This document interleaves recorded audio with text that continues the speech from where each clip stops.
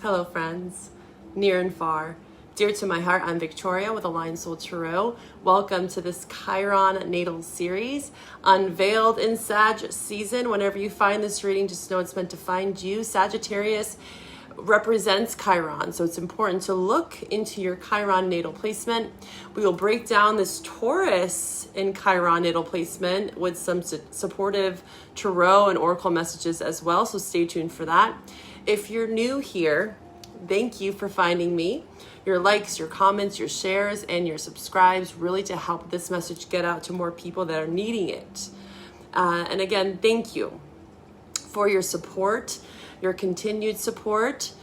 Creating these series is my way to offer you extra content on your birth chart because, let's be honest, tarot and astrology go hand in hand, and the more you know about your birth chart, the more that you will understand the messages behind the cards.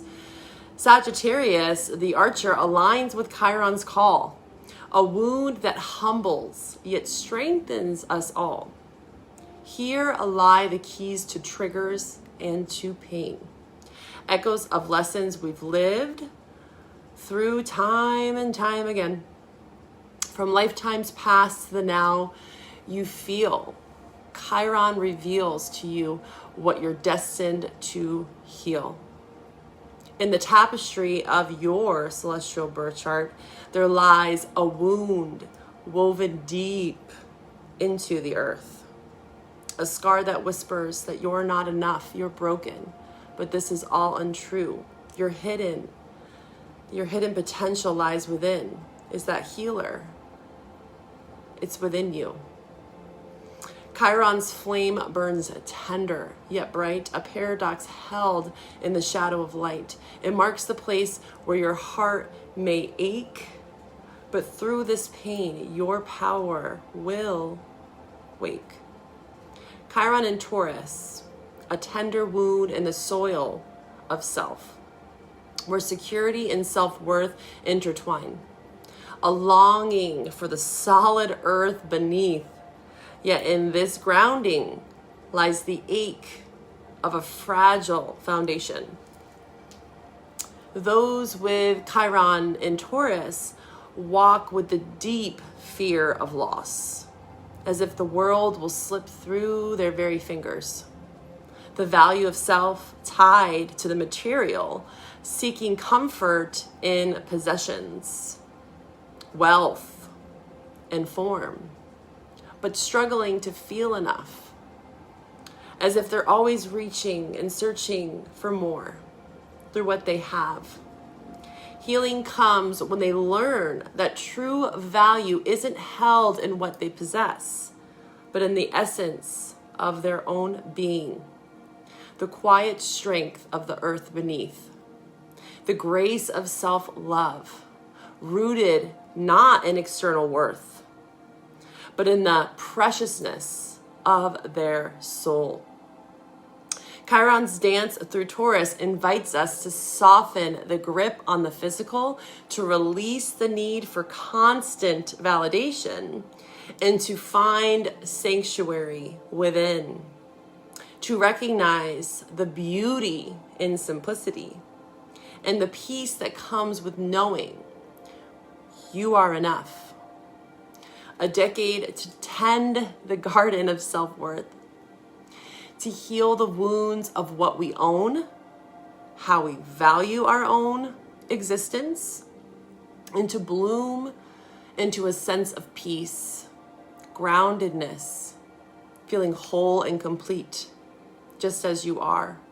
For those with this natal placement, just know you are deep in this right now, especially since we just had the Taurus full moon, which you can find on my YouTube channel, so go check that out. I highly encourage people with their Chiron and Taurus, whatever your Chiron placement is, you can watch for that sign, whether it's with me or any other reader. Understanding where Chiron and Taurus influences your chart can offer profound clarity about where you may feel wounded and how you can alchemize that pain into your greatest gift. You can visit my website below to explore my birth chart analysis and my tarot spreads. I have a plethora of different style readings. It's crucial for you to not only understand your Chiron placement, but how it blends and emerges with the rest of your chart. Different aspects, different transits, all that good stuff. You can get a reading with me. So check out my links below. Okay, and we can go deeper into your personal story. Now let's uncover where you are in this cycle and how to align with your highest and purest potential. Let's dive in. Why, hello there, my Chiron and Taurus viewers, or if you're watching for someone that has this, welcome to this reading. We're gonna pull some cards, but I just wanted to read also from this book and kind of clarify some things, because Taurus is about what we have, and it's not always just about minimalizing material things, but minimalizing constructs, beliefs, forms. I think of the Hierophant, the major arcana for Taurus, and it has a lot to do with the Fool's Journey, where they have now been indoctrinated, right, to a culture or social norms, whether that's a religious group, a philosophy. Think about the first 7 years of your life, how much we as humans are constructed and formed into our attachment styles, the way we show love, the way we see love, the way we perceive love. So it's not just about materialism, although this is one aspect of it, but it's also about emotional security, not just physical. And this is where the self-worth piece comes in, because those with Chiron and Taurus can feel weakened to some extent around also the material existence, living on Earth. There is something here about the earth element that is so crucial to understand that, what's that saying? We are of the earth. I'm trying to remember that saying. It will come to me, hopefully. It's a saying pretty much that sums up the fact that we are here living an experience, right? On this earthly realm, it can feel very taxing to be human and to be in this physical 3D manifestation of our soul. And so, like I was saying, with this whole ungroundedness that can come with Taurus and Chiron, is that you can feel very uprooted at times. And so it is important to remember that you are a spiritual being. This is the saying, it's coming back. You are a spiritual being living a physical existence. And it's a hard understanding and comprehension of this for people with Taurus and Chiron, I believe.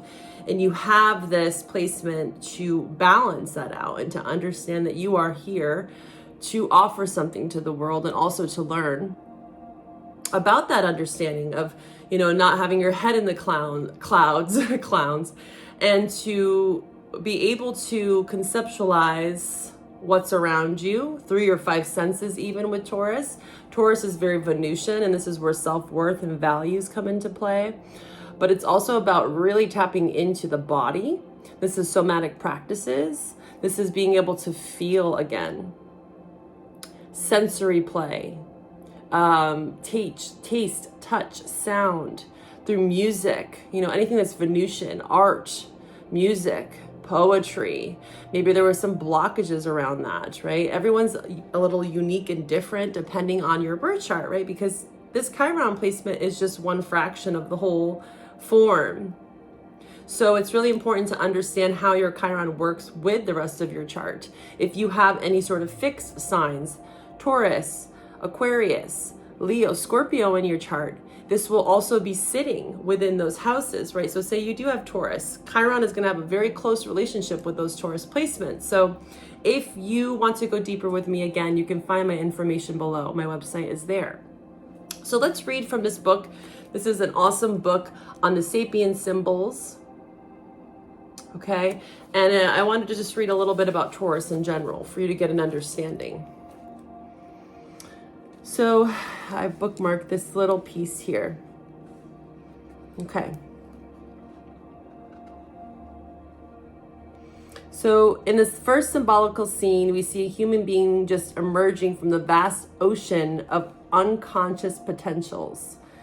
Their aggressive pull towards a past of failure still surrounding the woman's emergence into the field of consciousness and individualized activity, the dry land. Will this emergence succeed? Will the transformation represented in the personalities of Aries, which is coming before, actualize itself? Will the land, earth, Taurus, support life, the foundation for individualized consciousness? The Taurus symbol confirms this possibility of success. The pure mountain stream will become the great river on whose banks will develop a rich vegetation.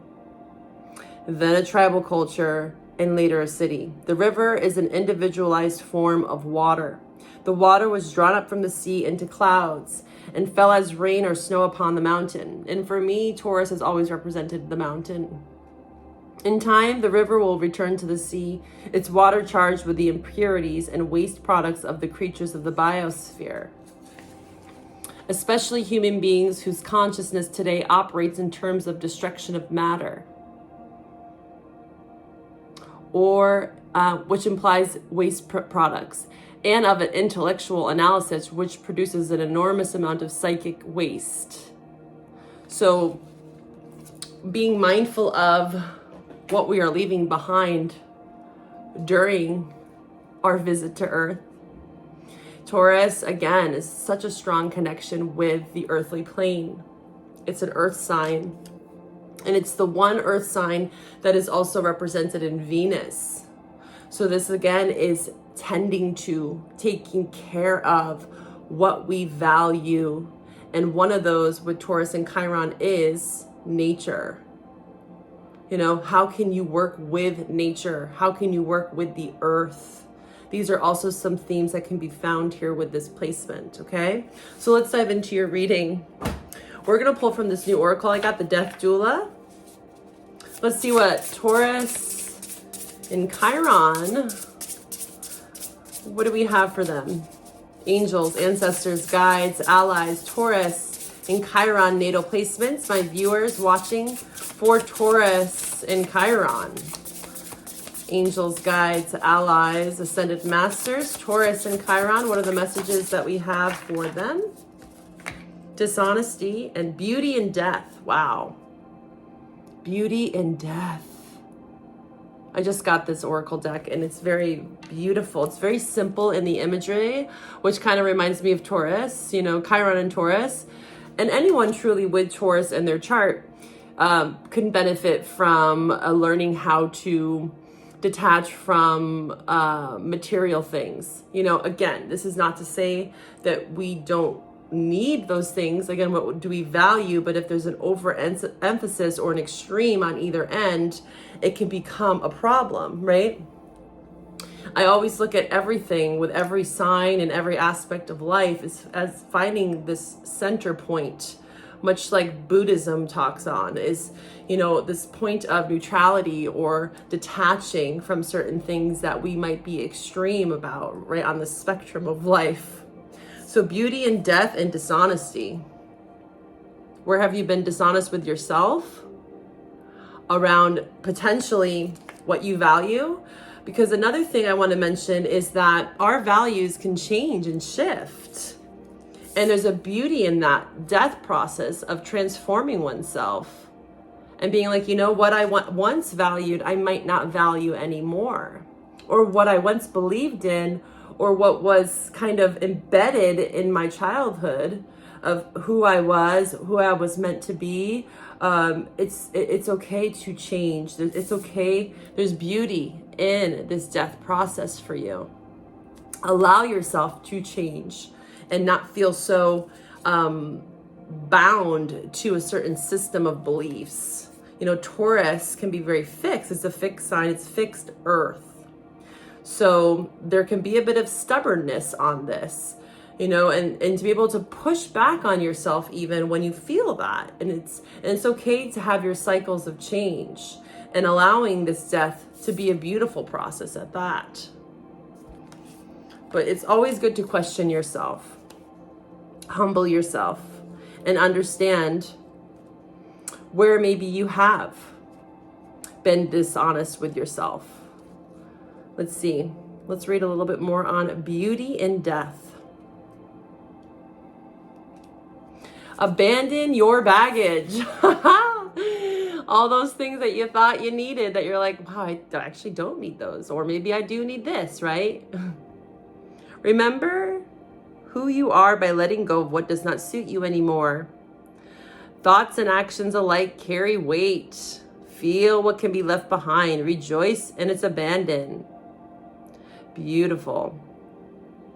And it also signifies forgiveness, because again, we don't want to beat ourselves up about where maybe we have been dishonest in our lives or others have been dishonest to us. Allowing everyone to have their own pace in life. Chiron and Taurus is also saying that it's okay to go slow. It's very steadfast and determined in that way, like the mountain that it represents. I remember during Taurus season, and again, I have free monthly readings here on YouTube where I have my general astrology and tarot messages and also my love reading. So make sure to subscribe to my channel and watch those readings if you like me as a reader. But I talked about this during Taurus season of, you know, always climbing that mountain, you know, trying to reach that peak. And we tend to forget that with this determination, although it is beautiful to have a goal, right? What we're set out on this fool's journey, hero's journey. We have to also enjoy the journey and to understand that within that mountain, within the core of that mountain is where the true treasure lies, within the minerals and the gems, everything that's hidden, right? Beautiful. All right, let's pull from the Anubis Oracle. This is my Egyptian Oracle deck. Let's see what messages we have for Taurus and Chiron viewers. Taurus and Chiron. And again, below you can find the dates for when this placement has occurred. And share with others that may have this placement as well. Maybe you are coming to this reading because this is someone you're dating, or again, family, friends, co-workers. Taurus and Chiron, what do we have for them? Guidance. Guidance for Taurus and Chiron. Please show me the truth. Angels, ancestors, allies, ascended masters, Taurus and Chiron viewers. What do they need to know? What do they need to see, Taurus and Chiron? What is the best advice I can give them at this time to support them in this placement? Taurus and Chiron. Regeneration. Beautiful. See this earth, this nature connection. Osiris. Beauty. Yeah. This is also enjoying, again, the beauty in life again. Taurus, because you have beauty here and you have beauty here. So also what I'm getting for you is that you might have seen yourself as flawed. You know, and I'm getting reminded of, from the Oracle of Echoes deck, is imperfect beauty. I'm going to show you the imagery on there because this is a lot around self-image as well. Self-worth, like we talked about. You know, seeing yourself as someone that you're not due to, again, people in your life that belittled you or made you feel small, or again, an overemphasis on certain beliefs or standards that didn't feel right to who you were, right? Let's see. I love the imagery in this deck, and I just want to show you it because it's coming up, something around beauty. So seeing that even in the scars, there is beauty. Understanding the imperfections and flaws within you have taught you to some extent, and there is a depth to that, to say, you know what, I am worthy of great things. And where am I prioritizing my time, my energy, my efforts, what I value? Do I have insight and clarity into those things? And if I don't, how can I get there? How can I ascend that mountain? And also understanding that everything that occurred on this journey has served me. Okay? I'm going to read from this book here on Osiris. And you also got Nephites. I always feel like I'm saying these wrong sometime. Star goddess. This is also high priestess, so Pisces. You could have Pisces in your chart, looking to that as well. 12th house as well. Also, this is 2, which is Taurus. What you have. It talks about intuition and the great mystery. All right, let's see here. It says Osiris is the enlightened ruler and husband of Isis, who was murdered by his brother Set. Through the love and magical practice of Isis, he was revived sufficiently to transmit to her seeds of Horus. He had previously fathered Anubis with Isis' sister, Nephitis. Oh, this is the sister. Look at that. So this is like a relationship with father-daughter. So also what I'm getting here, because remember how I talked about the Hierophant, is Taurus. That's like the first 7 years of your life. The indoctrination, whether it was perceived as good or bad. There's something here around that, like a father-son dynamic, father-daughter specifically here. That was very strong for you. And again, this is a general reading, so that could look very different, but to think about that for yourself. Maybe you have a daughter and how that is helping you to move through this placement. Although Osiris has long been associated with death and called the Lord of the Underworld, it is more appropriate to acknowledge him here as the archetypal regenerative principle that transmutes outworn, deteriorating form into its renewed, shining manifestation of beauty.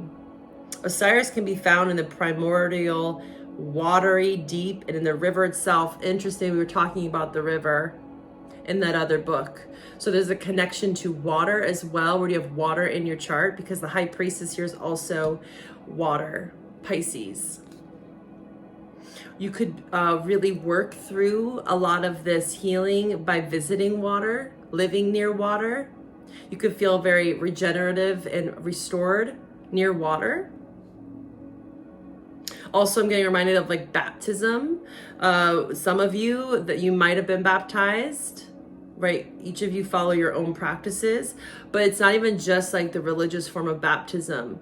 We can do many different rituals with water that can cleanse us. It doesn't have to be through the church, right? For some of you, that might be the case here. If you have chosen this card, you've been asked to enter deeply into the process of transmutation and regeneration. You are being given the opportunity to experience death of the old consciously and to embrace the beauty that is possible for each of us to experience as we are born into the next level of our potential. Wow, very beautiful. It's going to require you really listening to yourself. And again, where have you been dishonest with yourself as well? And to understand that those thoughts that might have, again, been imprinted on you from a father figure are not who you are. You can transmute that experience, transmute that pain, and understand that you are still a beautiful soul. It could have been anyone, though. It doesn't have to be a father, but that's coming through strongly here. But it could have been anyone in your life that told you that you weren't worthy or that you were ugly, whatever. Understanding that the scars have made you beautiful. All right. A lot around self-image here. Like body dysmorphia, I'm getting. Wearing the weight of judgment, because Taurus represents the shoulders, which can carry a lot of stress. So for Taurus and Chiron, it's going to be really important for you to release the stress from your shoulders, because this signifies the weight that you're carrying and also the projections and the weight of others that you've carried. It's a very spiritual connection here with nature and the stars, the great mysteries of the world, the unknown. Again, music, ritual is going to help you. Also having routine in your life. where you can make space for nature and also just water, really. Lots around water here. Water cleansing, water rituals. All right. Chiron and Taurus, please show me what I need to see for my Chiron and Taurus viewers. Please show me the messages that are intended for these Chiron and Taurus viewers.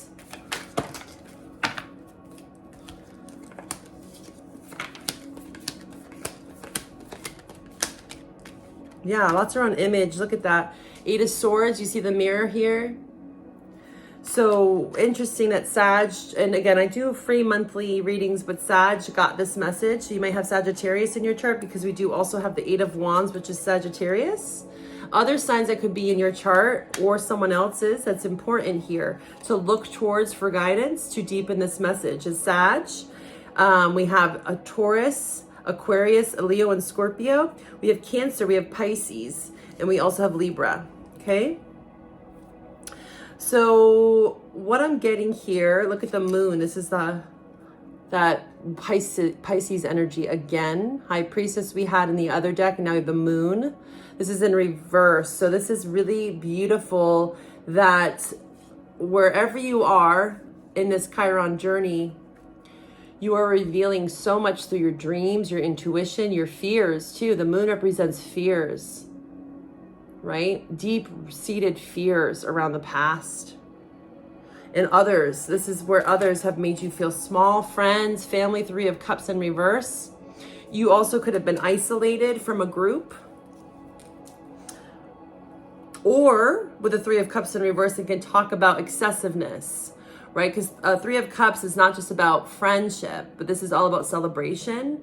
And it can talk about excessiveness to material things. Again, Taurus does represent Venus and beauty, indulgence, you know, materialism. That can be the shadow side of Taurus, is an over representation of those things. Excessiveness, you know, they say, you know, the shadow side to Taurus can be like laziness, you know, eating too much, indulging too much, drinking too much. So these types of themes are coming up here.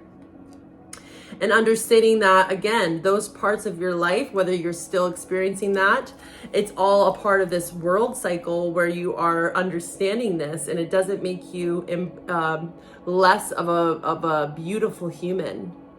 Understanding the beauty and the experiences that you have had with others, but also where you can cut ties with people that might be keeping you stuck in toxic relationships. Codependency, again, over excessiveness of eating, drinking, pleasure, always seeking pleasure to mask the pain. Because the Ace of Wands is here too, and this can be very phallic, you know, like sexual energy. This is primordial fire. Ace of Wands in reverse is learning how to maybe not necessarily suppress that fire, but to understand how to alchemize it, how to work with this fire, right? Your instinct, what you're passionate about. Again, what you are passionate about may shift and change through your life with this placement. What you value, what you're passionate about, right? It's going to change, and that's okay. With Ace of Wands in reverse, it's saying let those things change. What are you feeding? Again, what kinds of connections are you feeding that might not be so healthy, that are actually weakening your fire? You know, they're making you feel burnt out. They're making you feel imbalanced. Restlessness. 4 of Swords in reverse. There's a need to recalibrate. Again, I feel like connecting with nature, disconnecting from toxic relationships, whatever that is for you. That can be friends, co-workers, lovers. This can also be a recognition of the past. Because Chiron, much like the South Node in your chart, talk about past, even past lives, right? You are definitely understanding a lot around connections. And you are learning how to get yourself out of self-imposed limitations. 8 of Swords, Gemini energy. This is in reverse, which is beautiful. Again, what you see in the mirror. I'm getting reminded of the Nietzsche quote. As you stare into the abyss stares into you. So what are you feeding? You know, the Eight of Swords is much about the mind, self-imprisonment, anxiety, worries, fears. Again, body dysmorphia, body image, self-worth. I don't look good, or I don't fit a standard. You know, and this is a big issue now with social media. Many children, and I would think any age really, but I would say more adolescents, struggle with this because this extreme of beauty standards and people understanding that social media is not all real, to be over glamorized, and it can make people feel really small. Like, how do they look like that? And people forget that there's editing, filters, you know, and even beyond that, because let's be honest here, everyone has the right to choose what they want to do, but where are you allowing yourself to stay fixed or focused on self-limiting beliefs? You can choose else. You can choose something else. You don't have to follow the sheep mentality or be like everyone else. You're meant to stand out in your own unique way. And it's more about simplifying here. Simplifying, resting, connecting with nature, processing the pains of the past, because there's a new cycle here. The world. You have completed something here, it's saying, and I'm going to clarify that for you. What have you completed? What has my Taurus and Chiron viewers completed here, or close to it with the world? It's going to look different for all of you. A personal reading will help you understand more. So reach out to me if you want to go deeper. What is this World card about?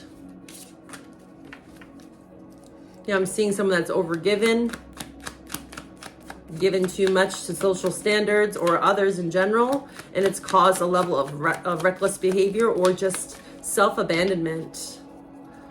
You need to focus on self more in a healthy way. The world's here. Why is this here for Taurus and Chiron? Why is the world here for Taurus and Chiron? Why is the world here for Taurus and Chiron? Please show me, ancestors, guides. Ten of Cups. Beautiful. So this can talk about family. Again, we did get that message earlier. This is Pisces as well, strong Pisces. Yeah, disconnecting again from, look at the Lovers in reverse. Disconnecting from potential family members or just people that you were married to, had contracts with, karmic cycles. The world can talk about cycles, right? And we all go through karmic relationship cycles. Every relationship has karma and also dharma.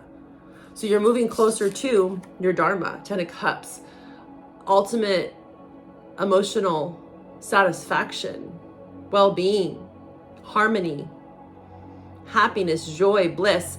And the thing about the tens, especially the Ten of Cups and the Ten of Pentacles, Ten of Pentacles is more material, right? What we have, inheritance, legacy, traditions, money, home, those things. Ten of Cups is a feeling. And I talked about this in the full moon and Taurus reading, which you can find. Again, you can watch Taurus readings to get a deeper message with how to work with this Taurus and Chiron energy. But the collective during this full moon and Taurus reading, which we just had in November, was talking about the balance between Ten of Swords and Ten of Cups. And that Ten of Cups is a feeling. You can literally be homeless and experience the Ten of Cups. It's all about the power of the mind, Eight of Swords. Where do you feel that you are at home? Where do you feel content in your life? Where do you feel like you have lasting success? Experiences that are not short-lived, right? Or burn out, right? Hot flames of passion in and out of your life, but they're not grounded in nature. They don't really emotionally fulfill you. What is emotional happiness to you? What is your Ten of Cups? That can look different for all of you. I wish you all the best. And again, if you want to go deeper in this message with me, find my website below for all of my helpful links, my Patreon, and all my supportive content here on YouTube. Bye for now.